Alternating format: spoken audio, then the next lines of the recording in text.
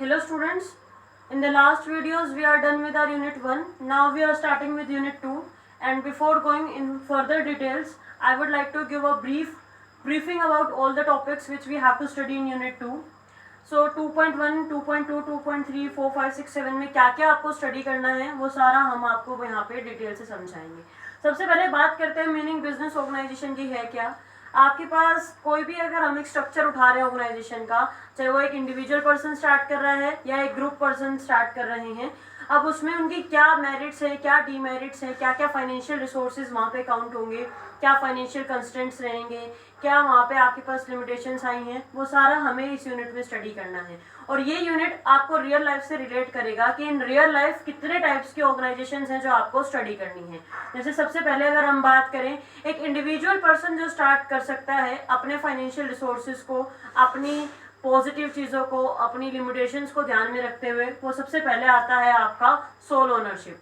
जब भी आप अपने सोल ओनरशिप की बात करते हैं तो हम यहाँ पे स्टडी करेंगे एक सिंगल इंडिविजुअल आपके पास किस तरीके से स्टार्ट कर सकता है। इसको हम डिटेल में स्टडी करेंगे कि उसके मोटिव्स क्या हैं, क्या यहाँ पे मेरिट्स हैं, क्या यहाँ पे डीमेरिट्स हैं, वो हमें 2.1 में डिटेल में स्टडी करना है।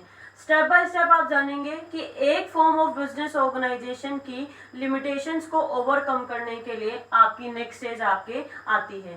सो नेक्स्ट स्टेज आपके पास आएगी आपकी पार्टनरशिप। पार्टनरशिप में आप देखेंगे ग्रुप ऑफ पर्सन्स हैं, but there is a restriction on the number of partners in the partnership. और वो क्या मिनिमम नंबर ऑफ पार्टनर्स हैं, क्या मैक्सिमम नंबर ऑफ पार्टनर्स हैं, कौन सा एक्ट है जो आपकी पार्टनरशिप को गवर्न करेगा।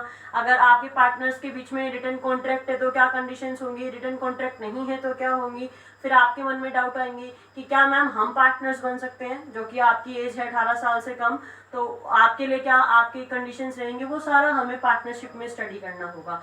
किस तरीके की पार्टनरशिप होती है, किस तरीके के पार्टनर्स होते हैं, वो सब हम यहाँ पे डिटेल में स्टडी करेंगे। जैसे रियल लाइफ में आप सुनते भी हैं कि वो लोग तो पार्टनरशिप में काम कर रहे हैं, कई बार हम लोग आपस में बोल देते हैं we are in partnership, but वो बिजनेस टर्म्स में आपका जो एक लीगल मीनिंग है पार्टनरशिप का वो क्या रहेगा, वो सारा हमें इसमें स्टडी करना है।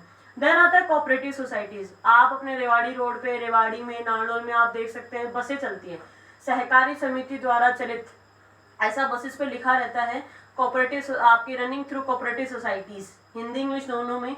वो किस तरीके की सोसाइटीज हैं, आपके पास क्या क्या बेनिफिट्स देती हैं और किसको बेनिफिट्स देती हैं, कौन सा एक्ट यहाँ पे गवर्न करता है, minimum and maximum number of members क्या है कोऑपरेटिव सोसाइटीज के, बेसिक प्रिंसिपल क्या होगा जो इनको रूल करता है, वो सारी चीज़ें आपको कोऑपरेटिव सोसाइटीज में स्टडी करनी है। अब आपके पास यहाँ पे एक पर्सन है जो इंडिविजुअल पर्सन है, वो अपने बेनिफिट के लिए काम कर रहा है। यहाँ पे भी आपके पास ग्रुप ऑफ पर्सन है जो अपने बेनिफिट के लिए काम करेंगे।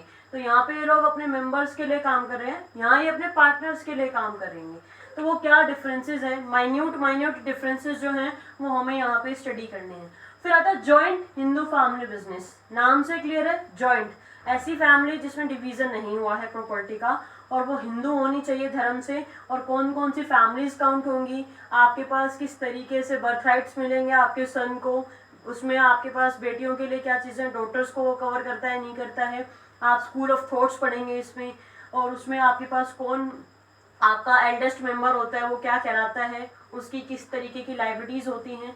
लाइबिलिटीज़ आपने अकाउंट्स में पढ़ा है, बट वो बिजनेस में अनलिमिटेड एंड लिमिटेड लाइबिलिटी का क्या मीनिंग होता है वो हम इस यूनिट में डिटेल में स्टडी करेंगे। फिर नेक्स्ट आता है कंपनी फॉर्म ऑफ ऑर्गेनाइजेशन। जैसे आप सुनते हैं आपके पास इंडिया का रिचेस्ट पर्सन है आपके मिस्टर मुकेश अंबानी, और हाल फिलहाल में ही उनका जो हाउस है, क्या नाम है उसका, अंतिलिया, और उसकी कॉस्ट अगर हम देखें तो $2 बिलियन अभी आपके पास आपका उसमें एक एस्टिमेशन बनाया गया है। और अगर हम देखें तो ऑस्ट्रेलिया की एक बिल्डिंग कंपनी ने उसको पूरा बनाया है, शिकागो के आर्किटेक्ट कंपनी ने उसका पूरा आर्किटेक्चर बनाया था। तो वो सारी चीज़ें हैं। तो इस तरीके से आपके पास उनकी रिलायंस कंपनी है। तो कंपनी किस तरीके की होती है, आपके पास कैसी कैसी कंपनीज होती है, प्राइवेट कंपनी का क्या मीनिंग है, पब्लिक कंपनी का क्या मीनिंग है, सेक्टर्स क्या होते हैं, वो सारी चीज़ें हमें डिटेल में यहाँ स्टडी करनी होंगी। उसके साथ साथ फॉर्मेशन ऑफ अ कंपनी, कि कंपनी स्टार्ट कैसे होती है, लीगल फॉर्मुलेशन क्या है, प्रोस्पेक्टस का मीनिंग क्या होता है, तो प्रोमोटर्स कौन होते हैं, एमओए क्या है, तो एओए क्या है, कौन सी चीज़ें यहाँ बाइंडिंग है और कौन सी चीज़ें अमाउंटिंग आपके नहीं होंगी, और आपकी लिमिटेड लाइबिलिटी है तो क्यों है, मीनिंग क्या होता है इसका, वो सब कुछ हमें यहाँ पे डिटेल में स्टडी करना होगा। एंड लास्ट में आपके पास आप पढ़ेंगे कंपैरिजन, कि आपके पास फाइनेंशियल कॉन्स्टेंट्स की बात करें तो सबसे अच्छा सोल ओनरशिप है।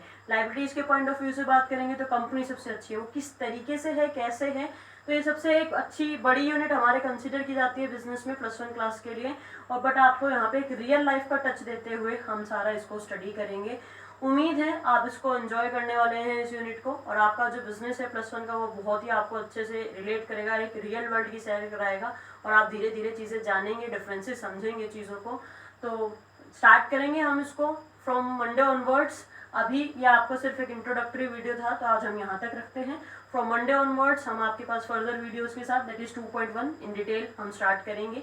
All the with meanings, new terms आप सीखने वाले हैं, और किस तरीके की चीज़ें, क्या बाइंडिंग रहेगा यहाँ पे लॉज के थ्रू, कौन सी फॉर्म ऑफ ऑर्गेनाइजेशन को कौन सा पर्टिकुलर एक्ट आपके गवर्न करता है, क्या क्या लिमिटेशंस हैं, या क्या फॉर्मेलिटीज़ फॉलो करनी है, अगर कोई फॉर्मेलिटी आप ब्रेक करते हैं, रूल आप ब्रेक करते हैं, तो क्या आपके ऊपर चीज़ें आने वाली, क्या इम्प्लीकेशंस होंगी, वो सारा हम यहाँ पे स्टडी करेंगे। तो वो सारी चीज़ों को आप जब जानेंगे तो आप उसको धीरे धीरे अपनी रियल लाइफ में भी देख सकते हैं। तो अभी तक हम अभी के लिए यहाँ तक रखते हैं, तब तक आप अपनी फर्स्ट यूनिट को अच्छे से कवर कीजिए। From Monday onwards we will back with our second unit in detail. Thank you.